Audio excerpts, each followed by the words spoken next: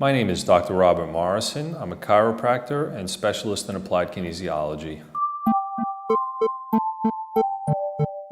Chiropractic is first and foremost a primary healthcare profession in the United States and in other countries around the world. It began in 1895 when Daniel D. Palmer applied a manual thrust to a deaf patient, which was said to have restored the patient's hearing. Palmer developed the first chiropractic college in Davenport, and over the course of the century, others were developed around the country. A chiropractor seeks to restore and maintain health by removing any irritants to the nervous system, whether it be mechanical, chemical, or psychic. So the phrase that is often used, "the healer within is addressed from without," basically means that the chiropractor seeks to unleash this innate capacity in each human being to heal itself.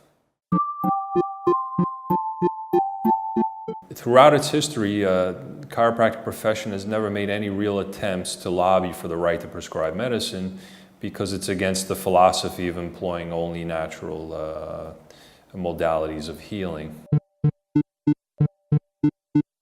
I think most chiropractors are not completely anti-surgery, anti-pharmaceuticals.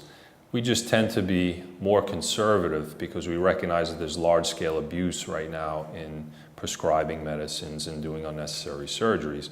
But I think the large majority would recognize that there is a time and place when drugs or surgery are necessary.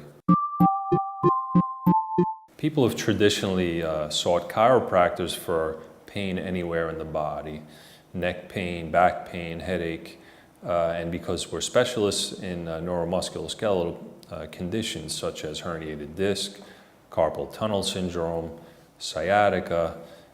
These are the areas, the conditions where chiropractic typically shines because we are able to get results without using drugs or surgery.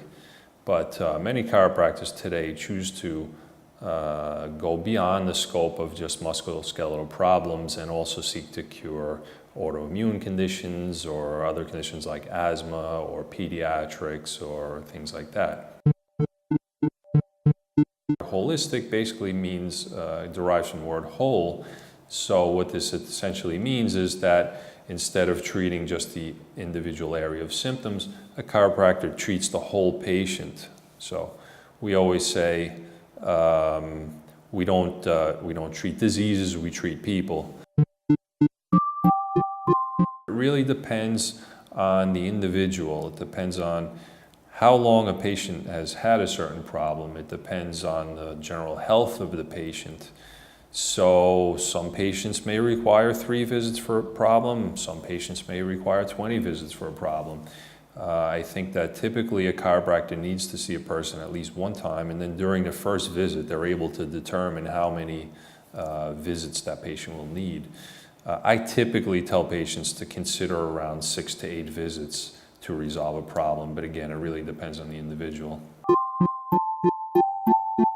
So the types of conditions that would require longer, more visits, more time to resolve are often the ones that have been accumulating for some time. So if somebody's had bad dietary habits for the past 5 years, chronic inflammation set in, or patients have been, say a female has been on the pill for the past 4 years and she's suppressed her normal physiology to produce hormones.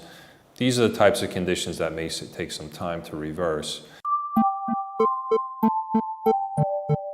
Yes, I also specialize in applied kinesiology. I became a diplomate in 2009, and soon after I received certification from the Functional Medicine University and diplomateship in clinical nutrition.